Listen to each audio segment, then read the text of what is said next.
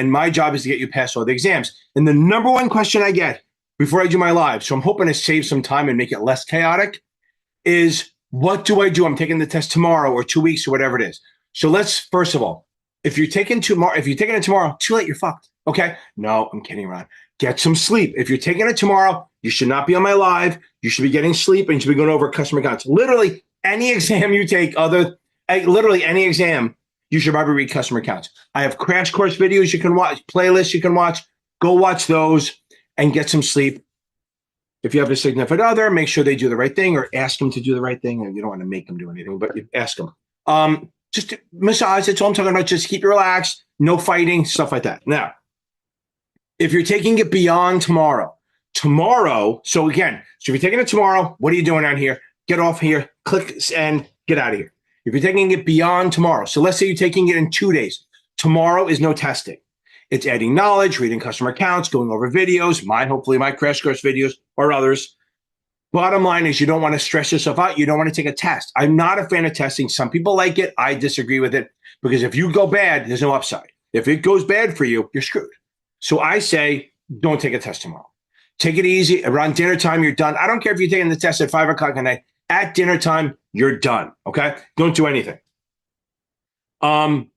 Again, the night before is always kind of go out to dinner. Don't go, pounding, going fireballs, but just literally go out to dinner, maybe talk to people who aren't involved in it, who don't care about the test, don't want to hear it. You want to do stuff that just relax you. If you have SDC or Notman, they have these little sheets that you can go through. Maybe the day before, make sure you go over it like hot sheets or key topic stuff or crunch time facts. Again, I have crash course playlists, a whole playlist on almost every test you can take. Now, let's say you're taking it more than 2 days out. So what you want to do is within the up to, but not including the last, I don't even know if that's right. The last 8 to 10 days is testing, okay? Before that, you're reading and quizzing and testing, all that. A lot of focus on reading, mostly focus on reading, watching videos, adding knowledge. But in the last 8 days, not including the day before, so whatever that is, so 10 days before, you're going to take tests every day. One test, not two. If it's a 63 of the SIE, maybe you can take 2. But again, I don't think it works so well. Oh, I feel the heat on my back. I really just want to turn around and take a dive. The problem is when I go in there, there's a manatee warning. The boats have to go around me. I have to wear a flag saying manatee, don't hit me, stuff like that. Now, up to but not including the day before the test, you are to take one final a day. Now, remember something. When you do a final, review the whole thing, not just the wrong answers. And what you're going to do is you're going to kind of do a triage. There's really 3 or 4 choices. You look them over. If you got it right for the right reason, you're good. Move on. Make sure you read the answer why, okay? 2, if you got it right for the wrong reason, mark that down. You have to review it because if you got it right because you guessed, that's just as bad as a wrong. Almost more dangerous, right? Because you think you got it. 2, if you got it wrong because you misread it, which happens with the Kaplan, Past Perfect, STC, even Achievable, all of them, you can misread it. If you get it wrong because you misread it, but you knew the concept, don't worry about it. The last one is you got it wrong because you didn't know your shit. That you have to review. So really, you're going to have 4 choices, mark them all, and then if you got it right for the right reason or wrong because you misread it, but you understand the concept, don't worry about it. The ones you have to review are the ones you got right for the right reason, and then the ones you got for the wrong reason. The ones you got for the wrong reason. See, when I talk too fast, my brain is here, my mouth is here, and they're not in conjunction. And then ones you got right for the wrong reason, like guessing, and then you got to be honest with yourself. Don't be like, oh, I think I know it, or the ones you got wrong for the right reason. I guess the right reason to be wrong, you don't know it. If you're starting to memorize questions, buy another QBank. STCS 4 supplemental exams. If you want, buy Kaplan. But again, you don't want to add a new QBank in the last few days. You want to do it out so you can literally get used to the question because you don't want to switch it up the day before. Again, you need to go in there like a badass. You need to go into the test like I'm going to fucking own this shit and you're going to run it, okay? You got to go in there confident. You got to understand that if you go in there confident, if you go into this test as a confident badass, not cocky, confident, I know my shit, then when you see a hard question, you're going to go, oh, I can do this, okay? And you can work through it or even mark for review, shit like that. If you go in there where you're not sure and you're like, oh, I'm afraid, then every hard question is going to look to you like, see, I knew I should have waited. And that's a bad thing because you won't try it. I've seen that so many times where if you give someone positive confirmation of good work, they're willing to work a little bit harder on the question. If you're like, oh, I'm not ready, they go, oh, I knew I wasn't ready. They give up. We don't want give up. We want you to attack it like you know your shit, okay?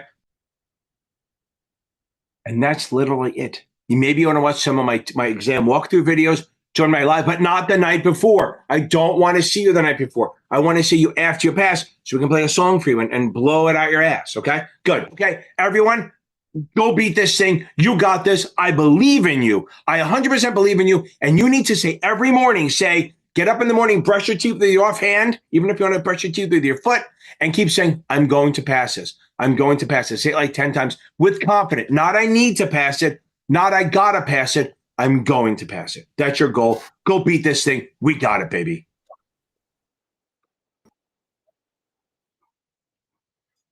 Boom. That is outstanding. Where are we? Should I let Jeff in?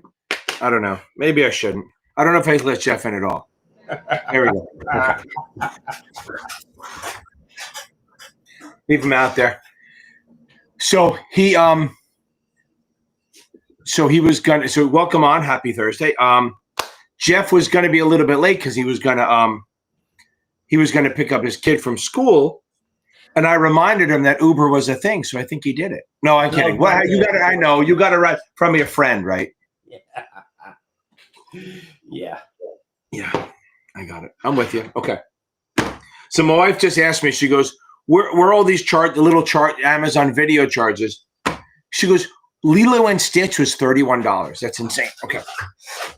I'm not ordering videos. It's my daughter. She has kids, and all summer long I just see these $10 charges, $20 charges.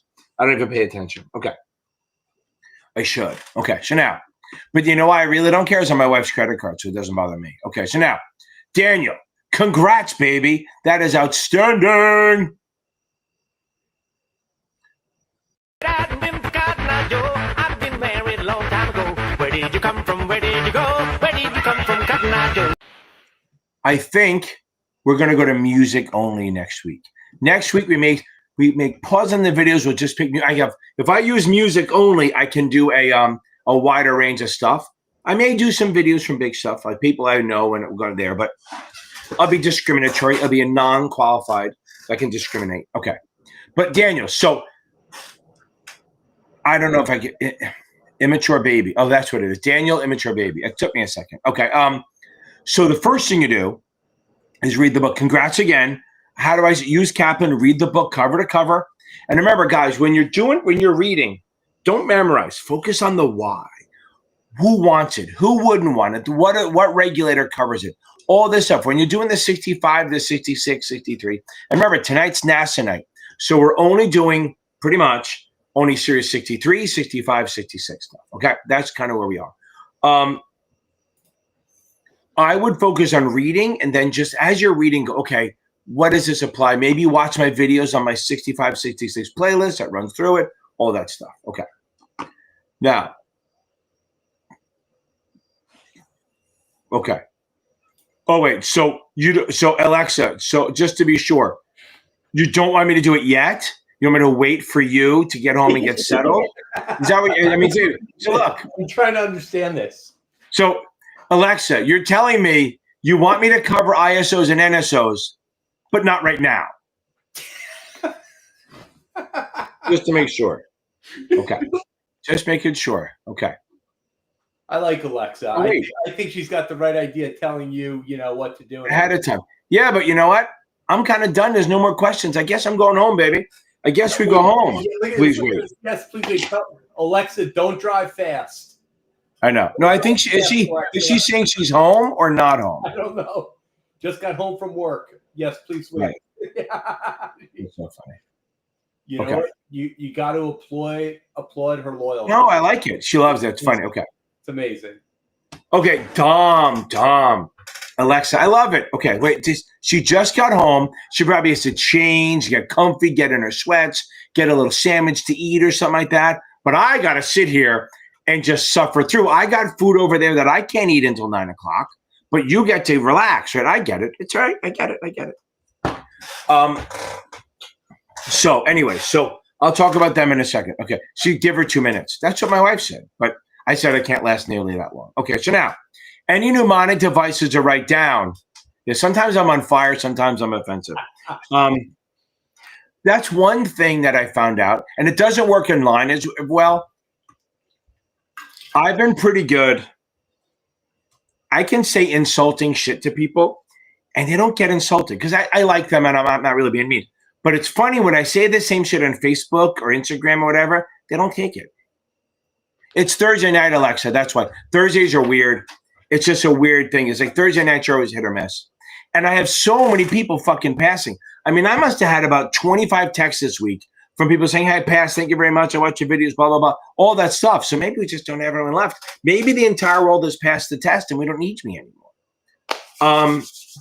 Okay, so I'm not going to do the assholes yet, but I'm Gear Grinder, of course you do. Okay. Let me get into the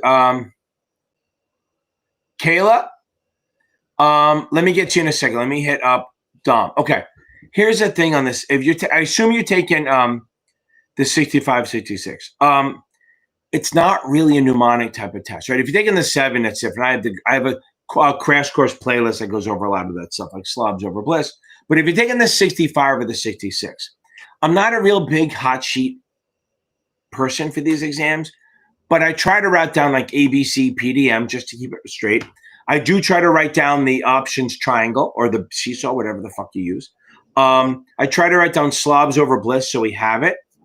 Not a lot else. That's the thing. Again, if the 7 of the SAE, there's more like dorm, like the tools of the Fed, or Pretty Girls Driving Mercedes, which is like order of priority, pre-sale group designated member, stuff like that. So, but the mnemonics, I mean, like I'm saying, like any test you're taking, other than the 63, you want to have that bond triangle down, and don't worry about the options so much. The bond triangle or seesaw down, slobs over bliss. Those are the base ones. Okay.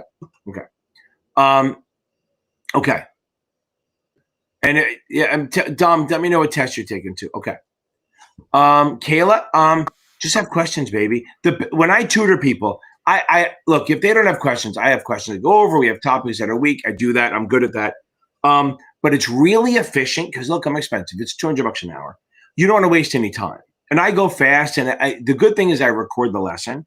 So this week I'll watch it over and over again, which is amazing with AI. So there's a transcript and all that other stuff. Now, your job is to come at me with as many questions as possible so we can get through them. I explain it very easily. I don't rush you through it. It's easy stuff. Okay. Now, ooh, you see? Hold on. Look at this one. I'm going to answer Sam's stuff. How did this? I don't know how Gear Grinder got this going on the same day. Well, it's not that. I mean, it's not that hard. I mean, he makes it. It sounds like like, oops, I got pregnant. No, you had to do that on purpose, right? Of course, but what? How did this land on the? I did that with the 9 and the 4. Yeah, but you like creating those. I know, it's true. I know, but it's also the same test. It's the same fucking test. Yeah, Gear Grinder, tell us how it happened. He must be being forced to do it. Okay. Oh, Sam's taking the 7. Okay. Okay. Yeah, the green light's a bitch. Okay. So since you're taking the 7, even though tonight, here's why I'm going to help you because you're taking this as Wednesday and I'm a nice guy. I would go take my brutal exam first. Do that tomorrow, not tonight. Take my brutal exam on my website. That'll give you the vibe of the test. If you do well on that, you're fine. Remember, the green light is like a fucking red light. The green light is a hard test, and it makes everyone feel shitty. Like, and I have people I go over on my lessons. I go over that with people, and it's very frustrating to read the question sometimes because you're like, they would never ask it. So that's what you have to do. Go over Sam. Go over the wrong ones on the green lights. I think you can. Go over the wrong ones. See how many were like stupid, like complicated shit versus normal, just lack of knowledge. And I wouldn't worry about it too much. I would take the brutal exam on Saturday. I would then keep taking exams until not Tuesday, up until Monday. So take the brutal exam Saturday, take the other 2 SDC ones if they're SDC, I assume, because you said green light, on Sunday and Monday, go over the wrong ones, find my crash course playlist, go over that, read customer accounts on Tuesday, and just hammer. You're right there, my man. You are right there. The green light's tough. Don't get down by that. Like, ignore the green light other than going over the wrong answers. So yeah, hopefully Gear Grundle will answer you that. Okay. I know. I'm here. I'm with you. Yeah, as I joke, I'm trying to teach. Like I tell everyone, put me out of business. Read the fucking book. Put me out of business. Read the book. The more people that read the book, the less business I have. So just saying that. Okay. Okay. Okay. Sam. Okay, we got this, right? Yeah, that's fine. We got this. Okay. Yeah, Gear Grinder. I'm not going to. Gratz is just a type of trust. ABC PDM. So ABC is agent, broker, commission. Okay. Agent, broker, commission. Okay. Okay. Agent, broker, commission. And PDM is principal dealer markup. Why? Hold on. Let me get I have to put this on vibrate because my wife is asking me about those videos and I can ask her later. Okay. So ABC is agent, broker, commission. Those words go together. PDM is principal dealer markup. Those words go together. Just keep that in mind. Okay. Now, Alexa, are you ready? Are you ready for me, baby? Are you ready? Okay. Okay. Let me talk about the GRAT first. Okay. So a GRAT is a trust. Okay. So what happens is it's a way to transfer assets to a person without really paying a lot of taxes on it. It's actually introduced. So here's what happens. I knew a person that Jeff and I used to know, and he owned stock in this private placement that was going to make a lot of money. It hasn't gone up yet. So it was going to, it was about to close, whatever it was. So he put all of that in a GRAT trust for 6 months. You see, it was like worth $10,000 at the time. He puts it in there for 10 grand, and then it grows. It kicks off like 30 or 40,000. I was going to say 300 grand, but that's too much. $30 or $40,000 in profits, and then he takes the main thing back. So what happens is, say you put an asset in there. Say it kicks off 100 grand a year in dividends. Just say you leave it in there for 2 years, then you take out the thing, and the money's now in the trust and not taxable. That's a GRAT, just a type of trust. Okay, you know what I'm talking about, Jeff, right? I know what you're talking about. Yeah. Does it apply to us? No, but he asked. But the guy was asking me whether it's going to be a problem, and I said, I don't give a shit. Okay. Okay, Dom, yeah, you're fine. Don't worry about the mnemonics so much. Again, PDF. So you will have to know that, right? So if you see anything to do with principal, dealer, or markup, or inventory, it's principal. If you see agent, broker, commission, middleman, it's agent. And just remember, agents charge commission. If you act as an agent, you charge a commission. If you act as a principal, you charge a markup, markdown. Okay.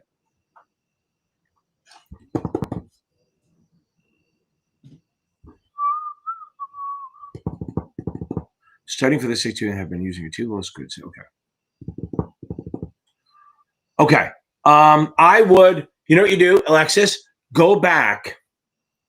So you do, go back and just go over the wrong ones and maybe spend a day or two just reading the lower sections. Just go back a day or two and go back and just reread the lower sections. Okay. I think that's your best bet. And just that's the best way to do this. Just go back and reread the lower sections and spend a day or two. Like maybe if you're not taking the test tomorrow, right? Go back and reread. It doesn't take, STC, if you have the STC book, remember, you've used Achievable, which is great, but when you switch vendors, your scores are going to drop. If you have access to the STC book, read that now, and then see if that makes a difference. Okay. When you figure out how many should be in politics. Okay, so this is what I do. It's not it's a rule, but I think it's too hard to do the 100 minus. So I just do your age in bonds. If you're 20% bonds, but not even that really. If you're 50% bonds. If you're 80% bonds. If you're 100, be fucking happy that you're still alive. So just buy fucking treasuries, okay? So I do their age in bonds. Because my thing about Allison, the older they get, the more risk averse you have to have. Like I literally should be like 50-60% bonds, but I don't. I'm just all equities. I mean, I have some bonds and prefers, but they're all convertibles because I want the growth because I'm not going to fucking die. Okay.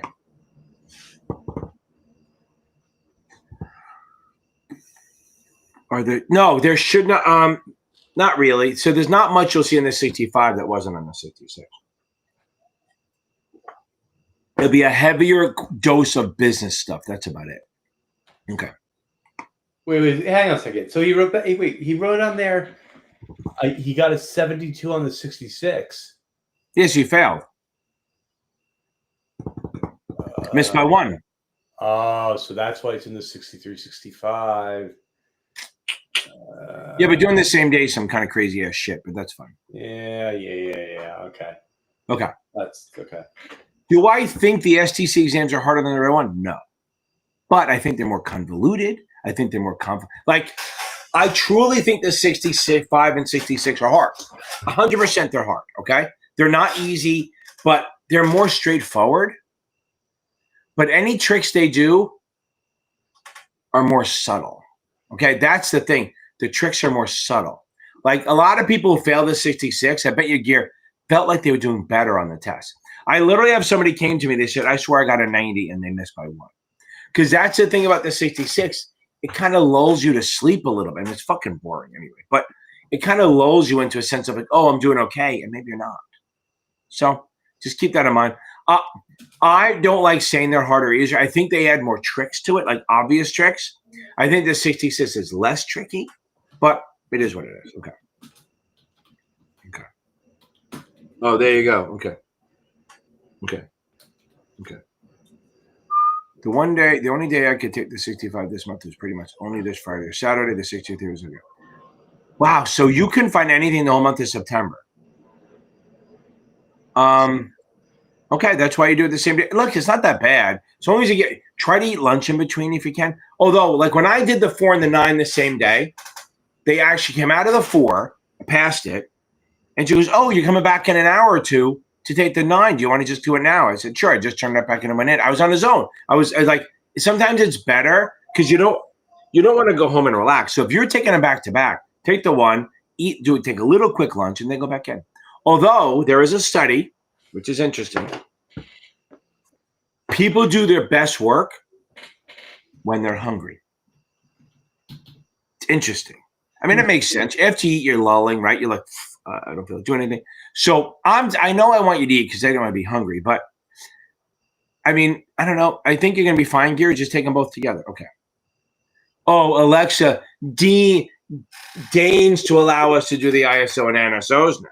Okay. I will in a second. You got to wait a little bit. Just a little bit. Just a tad. Okay. Missed him by that much. Okay. Boom, Carlo Sameme. Samame. That sounds like a stutterer saying same. Where are we going with this? Oh, let's go get demonetized.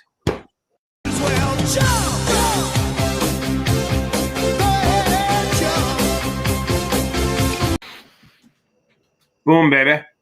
I love it. Any advice for the 63? Yeah, read the book cover to cover. Read the book cover to cover. Then just do questions so your eyes bleed. The 63 is that kind of test. We have to read the book, even read it twice. Hopefully it's STC because the Notman and Kaplan and Past Perfect books are a lot longer. Achievable is pretty short. It's solid. Again, guys, if you want to see a great vendor that you like, Achievable, go to achievable.me or even use my link if you want. But if you don't worry about it. I don't really care. Achievable.me, they're great for teaching this stuff. Yeah, and it works. They explain this stuff in such great ways. Okay. But yeah, the 63, I would read the book once and then just take tests. This is the one exam that I'm a fan of taking tests until you can't take them anymore. Because you got to get used to the wording and stuff. Okay. See what I got. Okay.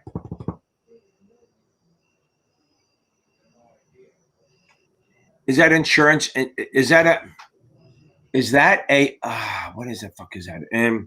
Insurance something trust. I think that's what insurance. Let's see. Yeah, what the fuck? I think it's insurance. What the fuck's it called? Irrevocable life insurance trust. Okay.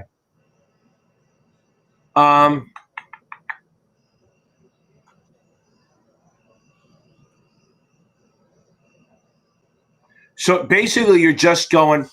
An ILIT is an insurance. It's an insurance life trust. again, probably not going to be tested this way, but basically the trustee buys the insurance, okay? Buys the insurance, puts it in the trust, and the trustee manages the policy, makes the premium. Now, the grantor will keep putting money into the trust to pay for the premiums because the trustee is not going to come out of his own pocket, okay? Now, the thing about this, the insurance company so the insurance will pay the trust. So again, I set up an insurance revocable trust. I am the trustee. I buy an insurance policy inside the trust. The grantor will keep putting money into the trust to pay the premiums. When the grantor dies, the trust will get the premium, and that will get the benefit, and then it will go to the beneficiaries after that. Okay, good. Okay, now. Okay, now here we go.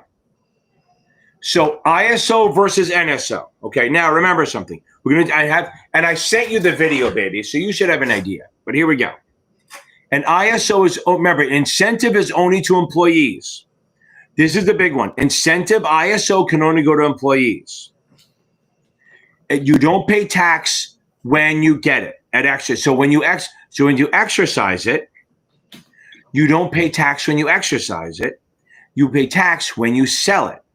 And as long as you've held it for a certain number of time, you will pay capital gains, not ordinary income. So if you hold it for at least 1 year after it's exercised, or 2 years from when you got the option, it'll be taxed at the capital gains rate. But remember, if you make a shitload of money, if you make a lot of money on this, you are subject to AMT. So it does give you better tax treatment, but it has a lot of restrictions. That's one. That's ISO. So ISO, only employees. You don't pay taxes when it's exercised. You pay tax when you sell it.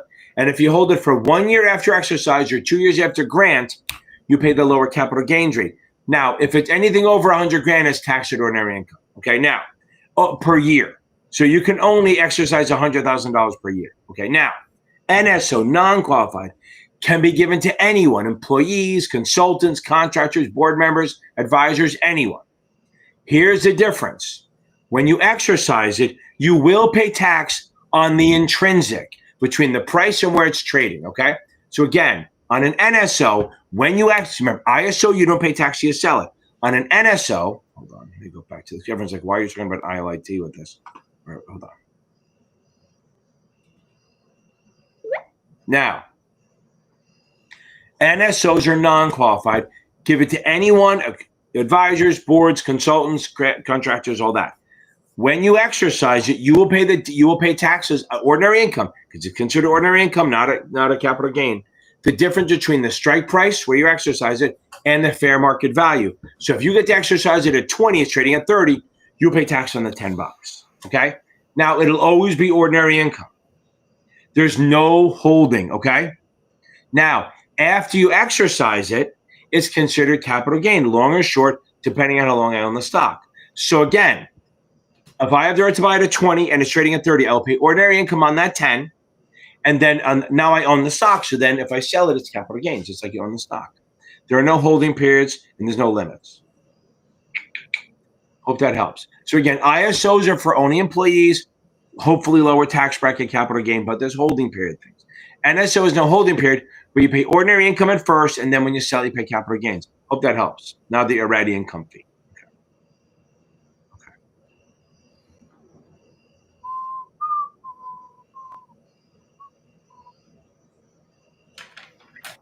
Scrolling. Okay. You got that one. Okay.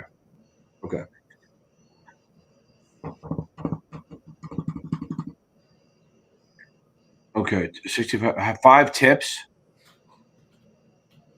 Okay. 1, let's go over some 5. Let's have some fun here. Let's think if I can think of anything. It's hard to do off the top of your head. Okay. 1, agents always register. Kind of remember that. Agents pretty much always register.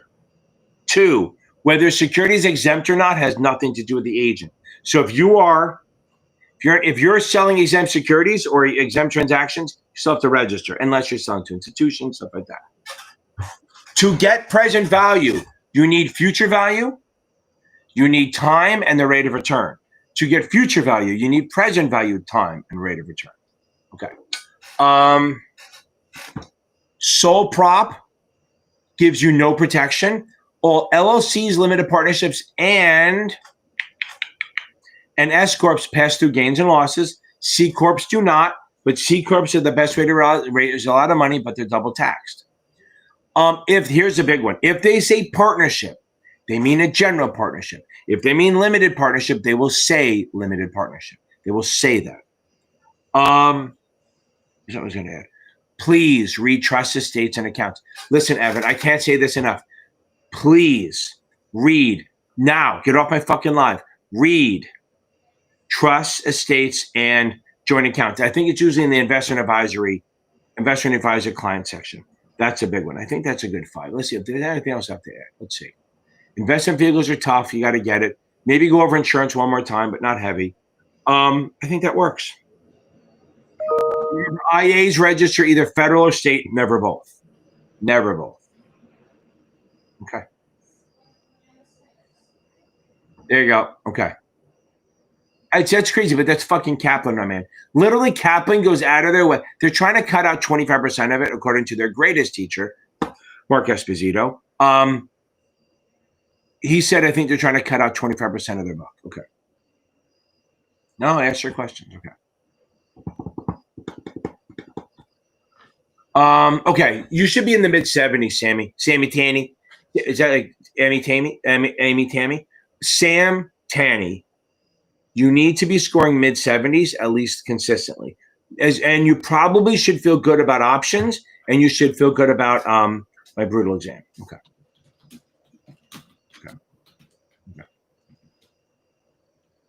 Okay.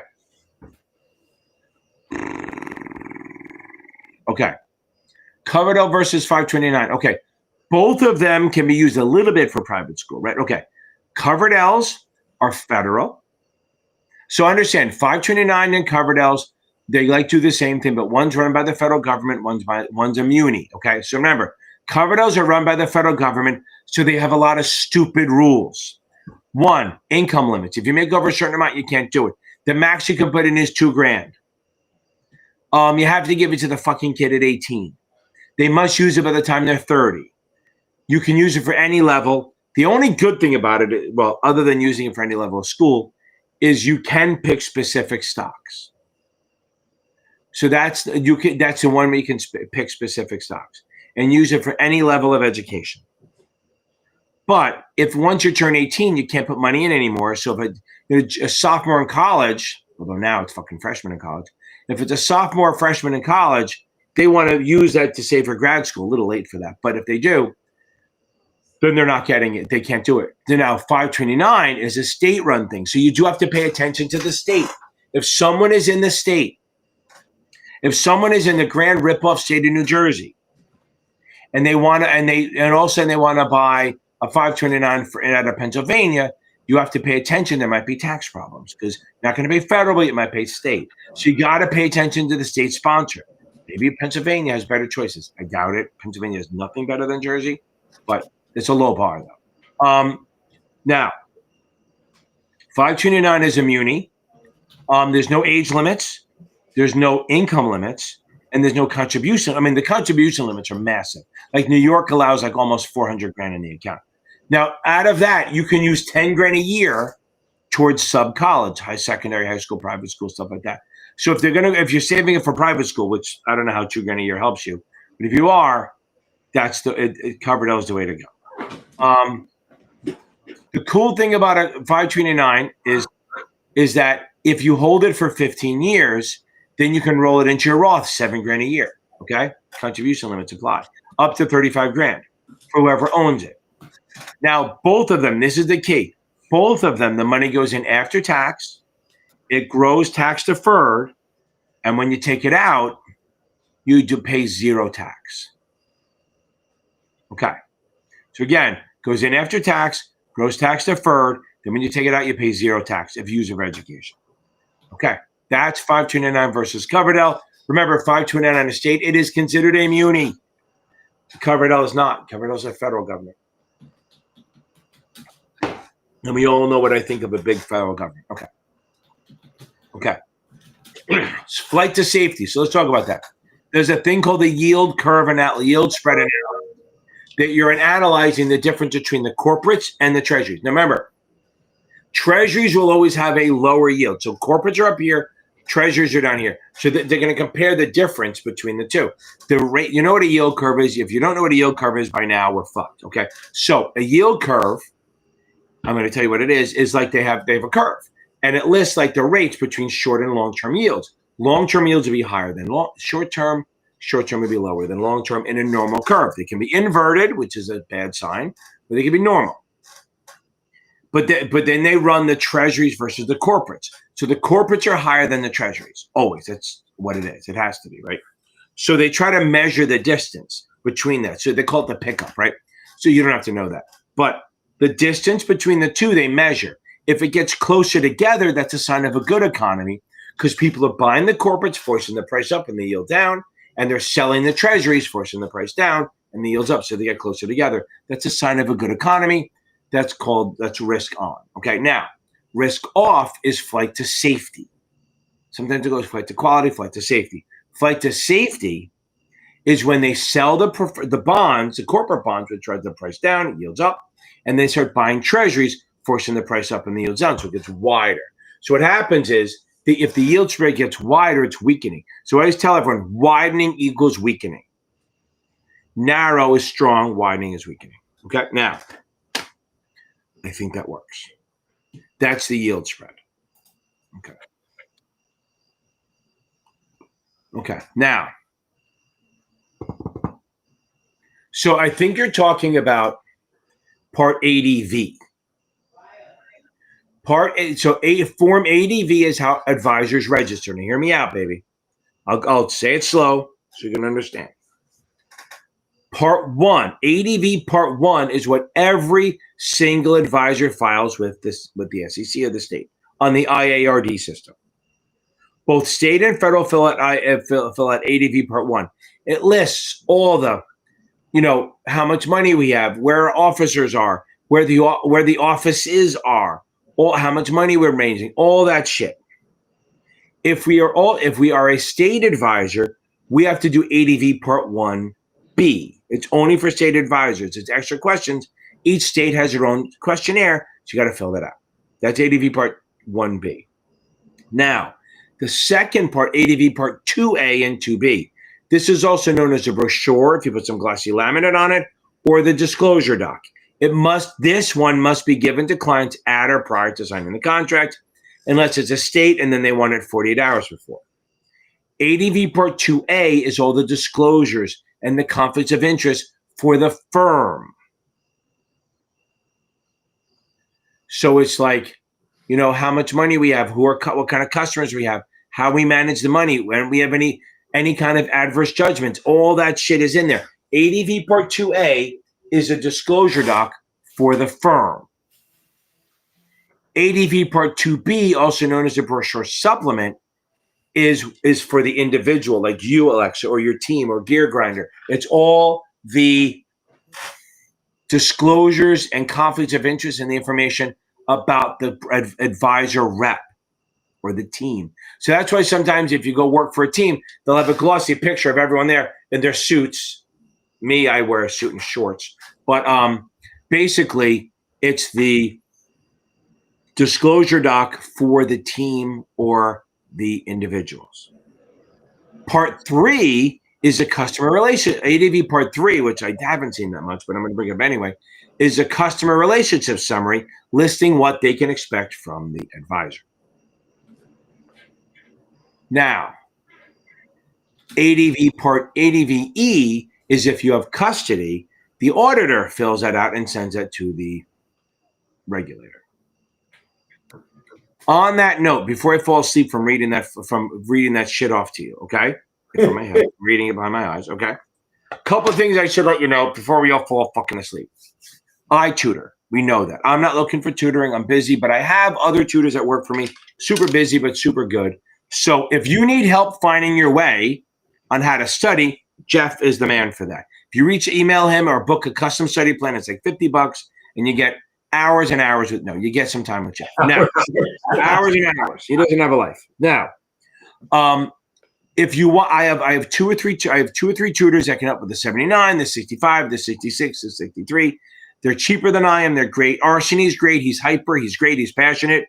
My brother Mike does it. He's a little slower. He's good. He's been in the business for 40 fucking years. If you don't like my style, and why the fuck you wouldn't, but whatever. If you don't, there's another guy called Michael Weiss. He's really good at the 65 and 66. He has a CFA. His website is series7examtutor.com. Okay. Now, well, I have some good questions we're going to get to. I love it. Okay. I always have to keep scrolling. I do have to tell me when you're done putting links. Okay. So anyway, if you need help getting started, Jeff's the guy to talk to. He spends, listen to me. He spends so much time researching this, and he wants to talk to me about it. I'd rather him talk to you guys about it.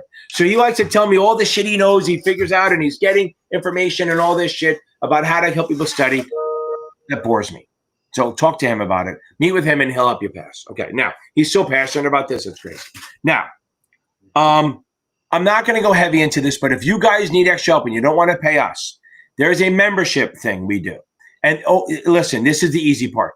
Don't do the extras. The only thing you guys should be doing is the $24.99 one. That we meet every Sunday for an hour. We go over the series 65, 66, and 63 stuff. We spend an hour at 5 p.m. Eastern every Sunday. I'm not going to push the other ones because nobody on here should be thinking about that. It is literally the membership. You pay on YouTube. You pay $24.99. Do it on a laptop, not your iPhone, because that iPhone makes it $30. Apple add 30% to it. It's $24.99 a month, and it's amazing. The class, we have so many people passing. It's unbelievable. Like 2 weeks ago, we dropped down to like 5 people. Now we're back up again because so many people pass. It's a great group. They start study groups out of it. They help each other out. It's awesome. It's a great, good time. Okay. And think about the cost of that. It's so fucking expensive. It's literally $8 a week. It's $8 a class. Okay. Now we're on to this. Where are we? Would you like me to put in the membership? Yeah, you can put the code in, the link if you want.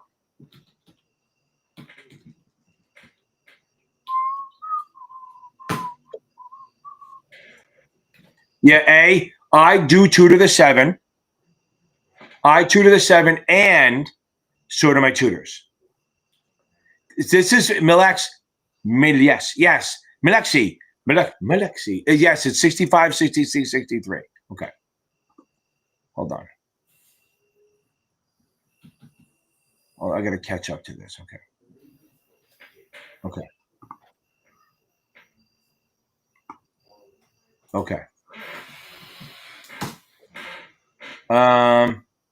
Yeah. Oh, I get it. That's awesome. That'd be pretty badass gear. I get it. And then you know what the better one is? Tell me you took them both on the same day. They'll be like, what? They'll think, who's this fucking nut job? Okay. Riley, you DM me. Okay. If you're a girl, that's great. If you're a guy, screw you. I don't care. So let's go over this. Okay. You're taking the 66. You need to take I'm telling you, this is for Alexa too. So then I'm going to kill 2 birds with 1 stone. Riley and Alexa. Both names that could be, no, Alexa can't be female, but male though. Take a test every single day. Make sure you have investment vehicles out. I'm not saying, but both the 66 and for the 66, you're a week out. You got to make sure the regs are solid. You got to make sure the investment vehicle is solid. And the day fucking, but you're going to take the exams every day, but not the day before. The day before you watch my crash course. And then you make sure that you go over trusts, estates, and joint accounts. I promise you, it will help a lot. I promise you. Okay.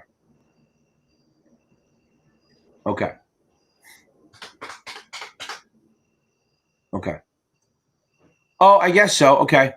Yeah, because Klein has buildings with the kids that sell buildings when he dies.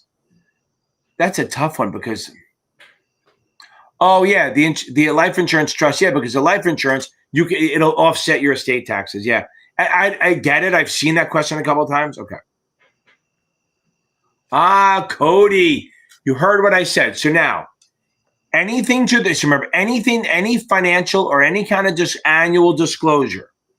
Remember that it's 90, write this down, guys, and it doesn't matter federal or state, 90 to the regulator, 120 to the customer. Any kind of annual updates and shit are 90 to the 90 days at the end of the year to the regulator, 120 days to the customer. 90 to the regulator, 120 to the customer. Okay. Alexis, Reg D. Okay.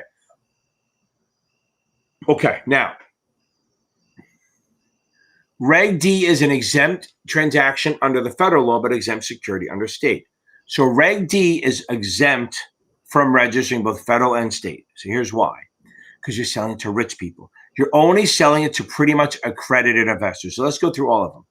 504, you can sell to anyone you want, but you can only raise up to $10 million. There you go. Accredited or unaccredited. 506B as in boy is anything over 5 million up to unlimited. You can sell to as many accredited investors as you want, but only up to 35 non-accredited.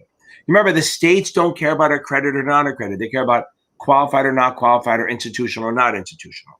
So that's why this is a federal thing. 506C is 0 unaccredited. 0 unaccredited. And they can generally advertise. And that's always exempt. That's the 506C and B. Now, on the state level where people get confused is there's a thing called a private placement on the state level. I think I did a video on it, but who the hell knows? I don't remember anymore. I'm brain dead. Private placement on a state level means you don't have to register the security if there's an exempt transaction, if you sell to only institutions but up to 10 retail clients. That's the difference. Reg D is about accredited versus non-accredited. State level private placement is institution versus non-institution. So you can sell to up to 10 retail. You can't charge them commissions. They got to pay for it themselves. They try to trick you on that. They still have to pay for the security, but you cannot charge them commissions because they don't want you selling it to them. And as many institutions as you want. Alexis, that should help you a little bit. And anyone taking the 65, 66, that should have cleared some shit up. Okay.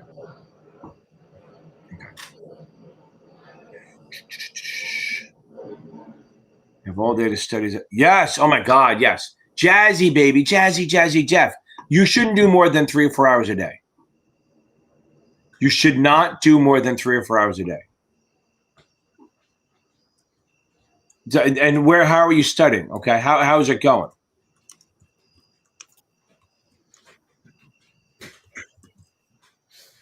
And I think we're good with that. I think we'll come back to that one. Okay. Okay, here we go.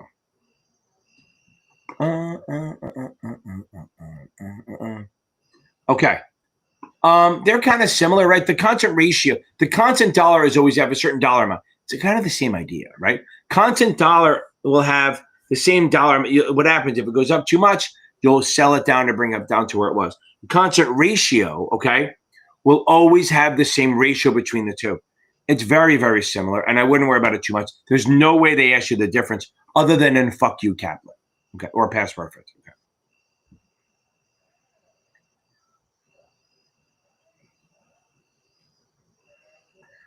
Jeff Law, that's a great question. So, federal coverage securities means you're addressed by the federal government. So here we go. If you buy a muni in your own state, it's exempt because it's state law. If you buy a muni in another state, if you buy a muni from another state, it's exempt because of federal law, because it's federal coverage security. That's why. So in your own state, it's exempt because of your own state law. If you buy it in another state, it's exempt because of federal law, which means it's federally covered. Hope that helps a little bit, Jeff. Okay, here we go. Good question.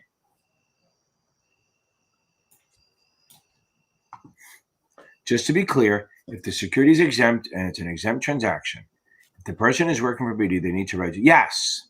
Yes. Here's the deal. So let's go through that. If I am an agent of a broker-dealer and I sell an exempt security, I have to register. Exempt or non-exempt, doesn't matter. I got to register. Unless I'm exempt for another reason, like no office, no institution, no broker-dealer. Now, if I work for the issuer and it's an exempt security, exempt transaction, I am exempt. I do not have to register unless I'm getting a commission, correct? So again, let's make it clear. That's why I say agents always register. Agents or broker dealers always register. So if you work for a broker dealer, you pretty much got to register no matter what you sell. So remember, whether securities exempt or not has no bearing on agents or broker dealers. But if you work for the issuer issuing those securities, if they're an exempt security, exempt transaction, you don't have to register unless you're getting paid for that shit. Okay, good. Okay, now. And again, Malexi answers some. Okay. Boom. Outstanding.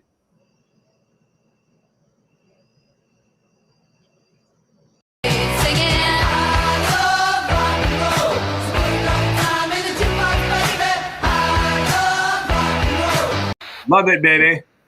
Love it, love it, love it. So remember, next week it's going to be more just music and not videos. I get bigger. I get bored of these things after a while. Okay. Mac Daddy, baby. Mac Daddy trainer. Okay. Boom. That's awesome. I love it. I'm a closet narcissist. Someday I'll come out of the closet. I love when people talk about me. Yeah. When I was younger, I would cry. Okay. That's why it's weird. I can walk in front of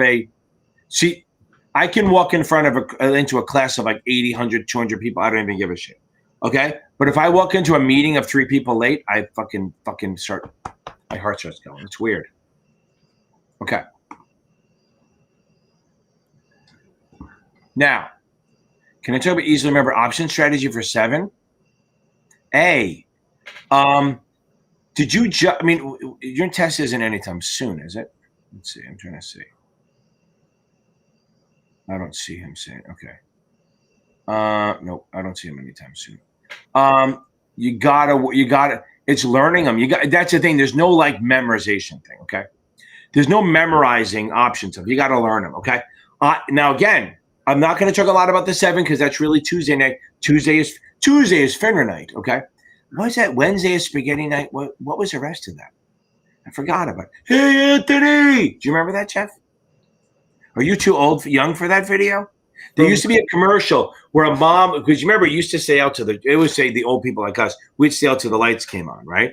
But it was always like they were in Brooklyn and you'd hear the commercial go, Anthony. And it was like the mom yelling out the window for him to come home because Wednesday was spaghetti night. I think I remember that. And I think it was like Wednesday spaghetti night in something, like in the city or whatever. I don't know. Or maybe it was like Wednesday was like Prego night. I don't know. But here's the thing, though. In reality, you have Italians by you, right? What? I live in a waspy fucking town. Yes. I mean, you're Long Island. It is like fucking, right? I mean, yeah. I don't know that any one of them would ever use Prego or Ragu. We go, sauce. We can make it ourselves. Okay. Well, it's called gravy. Yeah, gravy, right? Gravy. There's a big fight over sauce versus gravy, right? Oh, I know. But I'm Irish. I use ketchup. Okay. So yeah. I mean, they're saying it's like nobody would ever use Prego. Nobody gives it. So it's here's what I'm going to tell you to do. You really want to own the options? Join my membership. It's fucking $19 a month. It will save your ass on options. I promise you. You'll be like, holy crap! I can't believe how easy options are. But get through more of the book first. Okay. Here we go. We might end on time today. Okay. Now, also double check brochure. Oh yeah, right. So let's go over this. So, brochure delivery, disclosure doc delivery, ADV Part 2 delivery. You must deliver it at or prior to signing the contract. That's the rule. But the states add a little twist into it. If you don't give it to the client 48 hours before they sign the contract, the client gets a 5-day free look. Now, you can still charge them advisory fees, but you can't charge them a penalty for leaving early. That's the deal. So ADV Part 2 disclosure doc brochure has to be delivered at or prior to signing the contract. But the states add in that if you don't give it to them 48 hours before they sign, they get a free look. They get a 5-day free look. That's all it is. Okay. Yes, I 2 to the 7. Boom. Okay. How do you know it's Jeff? How do you know it's fake? One day I'm going to have Jeff go jump in the pool. Okay. It's not fake. It's real. Yeah, it's absolutely real. Jeff's big time. Okay. It's just he's also in a different time zone. He's in California. Okay, so now you got to show that those lights are bright on that. Okay, Crash Course 2 for the 66. Yeah, it's kind of coming. Okay. Alexa, investment vehicle characteristic. You don't know what it means? Watch my video. There's a whole chapter on it, like mutual funds, stocks, bonds, insurance, all the characteristics, like what, like bonds, which are more volatile. If it's a premium or discount, what are the rates are, stuff like that. You got to know that. Okay. ESG. You know what I love? We don't have to worry about that shit anymore. It might be on the test, but it's just really environmental, social governance. Just know that it could be a thing. There are people who invest that way, but we don't care anymore. It's a new administration. We can say words. Okay, now, okay. 457 plan. A 457 plan is like it's technically it's a non-qualified plan. It's for like firefighters, police, maybe hospital workers, and it can discriminate. Like it could be for a state workers, and it can discriminate. Okay. And here's why it's non-qualified. So I have a bunch of if you work for the fire department or police department, usually you put in your 25 years and you retire and you're done. But the problem is a lot of firemen start when they're 20, 25, maybe 18, hopefully, right? So that means they're 45 when they retire. So they're allowed to start taking money from the 457 at that. Okay. So that's what 457 plan is like. So 401k is for corporations, 403b is for teachers and nonprofits, and 457 is for like firemen, teachers, and stuff like that. Firemen, policemen, stuff like that. Now, what's interesting, somebody got a question. What happens if you find out that a teacher has not been contributing to hers or her Social Security her entire career? Does anyone know that answer? I'm going to leave it up there. Okay.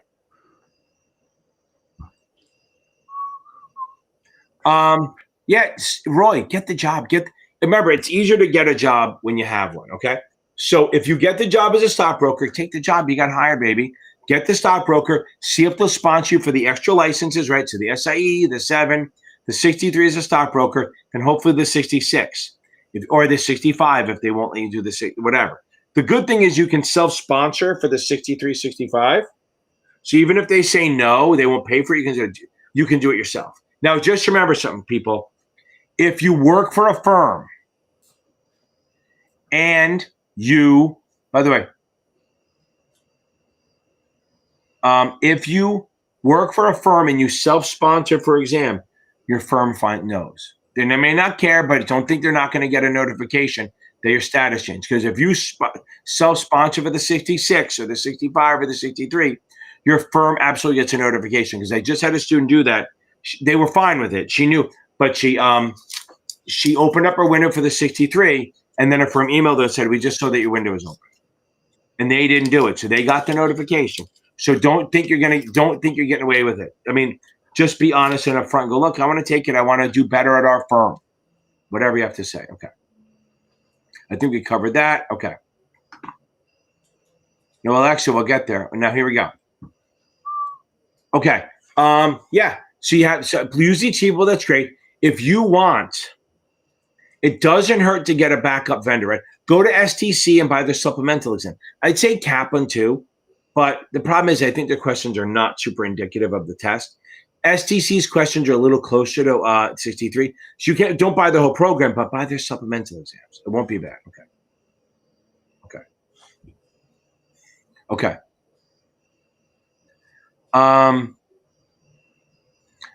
By the way, so let's go over this. So they are persons. IA and broker-dealers are persons. IARs are persons. Agents are persons. Anything that can sign a contract is a person. They're not natural person. They're not individuals, but they are persons. So this is what I tell everyone. What's not a person? Dead, dumb, don't touch. Dead is dead. They're not a person. Dumb, I apologize, mentally incapacitated. And don't touch, under 18. Dead, dumb, don't touch. That makes you remember that those are not, everything other than that is a person. An unincorporated business is a person. A church is a business, is a person. A municipality, an issuer, is a person. Okay. I don't know what to tell you about CFP. Just know it, that it's a customer identification program. Know that it's part you do it, that goes with AML. Yeah, I'm an absolute narcissist. Okay. Look at this one.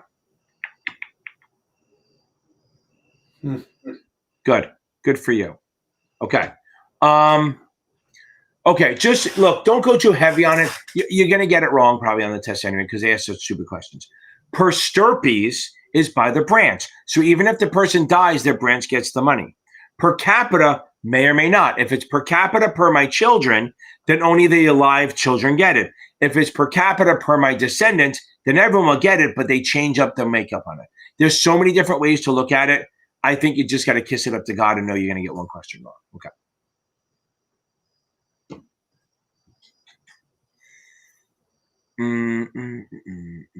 Yeah, a lot of it is. Here's the thing: there's a lot of memorization, true, but there's a lot of there is a lot of ethics on it. I'm trying to see something. I saw somebody ask a question. Okay, so Allison, great question. Usually they're between 2 and 10 years, but what the fuck did I just read? They can be as long as 15 or 20. So there's really no real time frame where you have to dump it. So you can leave it in there for a longer time.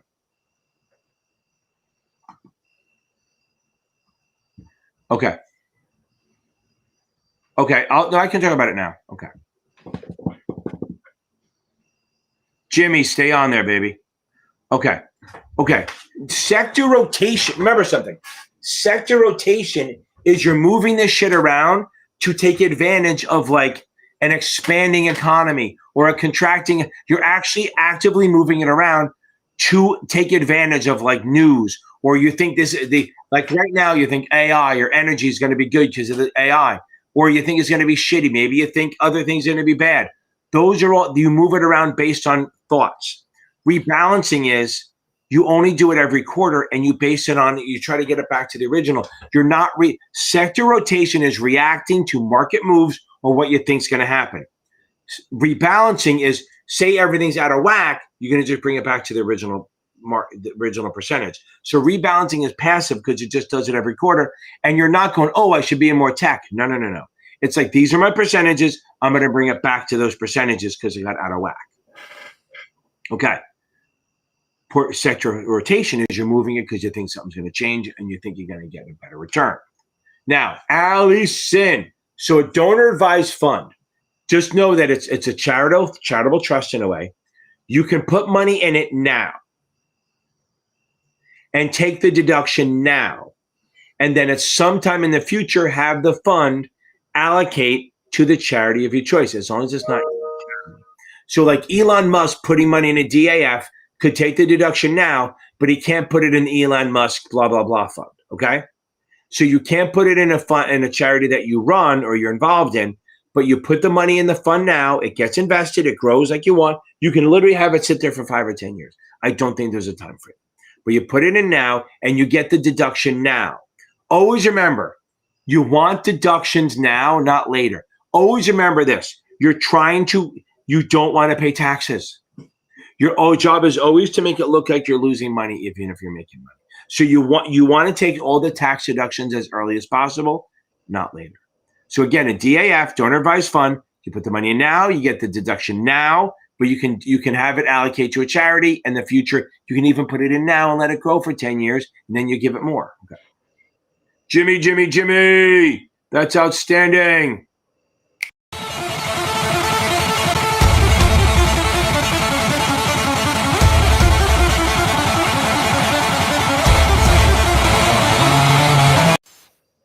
Okay, 1 second. Matthew, I told you to call me after the live. So you didn't want to watch the live. I'm going to say that. Matthew, I told you to watch my live Q&A so then you would know when to end. Boom. Okay.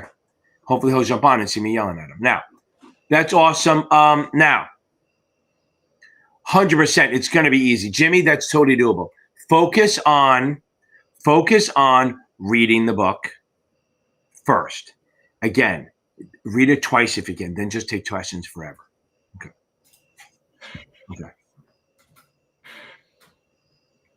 Oh, I already answered it, baby. Okay.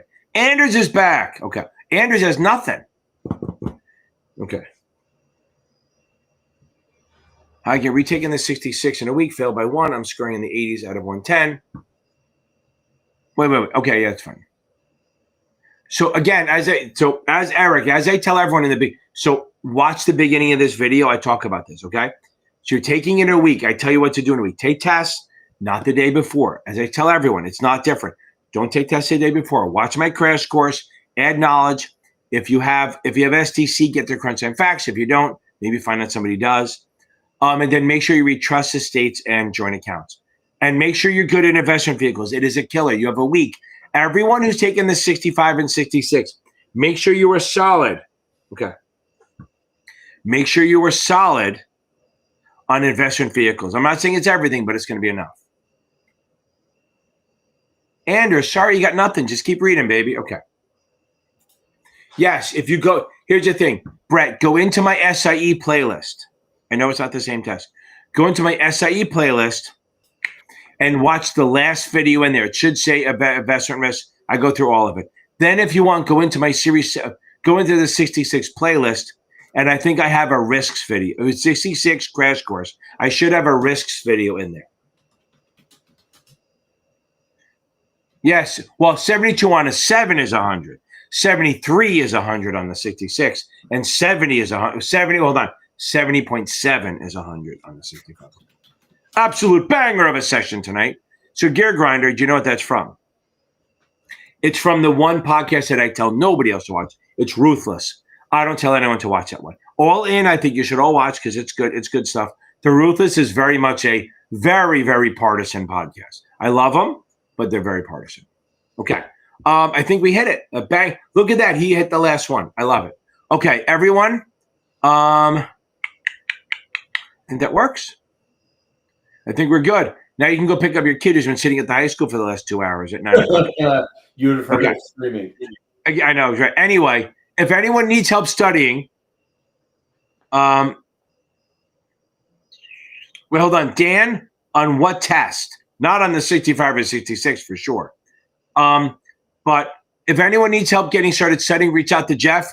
You can do a study program. You can do a study plan with him. He's fucking outstanding. Everyone, let me answer Dan's question. If you're taking the 7, very small chance of getting those. You might have to recognize your ratio spread, might have to recognize a collar, recognize a spread. No, most of it's recognizing what they mean. Like a collar is more for neutral. You're limiting your gain, but having money to come in. Butterfly spreads are neutral. That's 4. I don't know if it's 4 or 3. I think it's 3. It's a 3-legged spread. Yeah, and the 7, Dan, this is more about the NASA night, but Tuesdays is my FINRA. But yeah, it's not going to be that heavy. Focus on most of the mainstream options.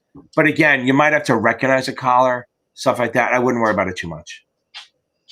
Again, it's usually a one-off. Okay, I think let's do it. Let's get out of here. Okay, everyone, you all have a good night. Thank you very much.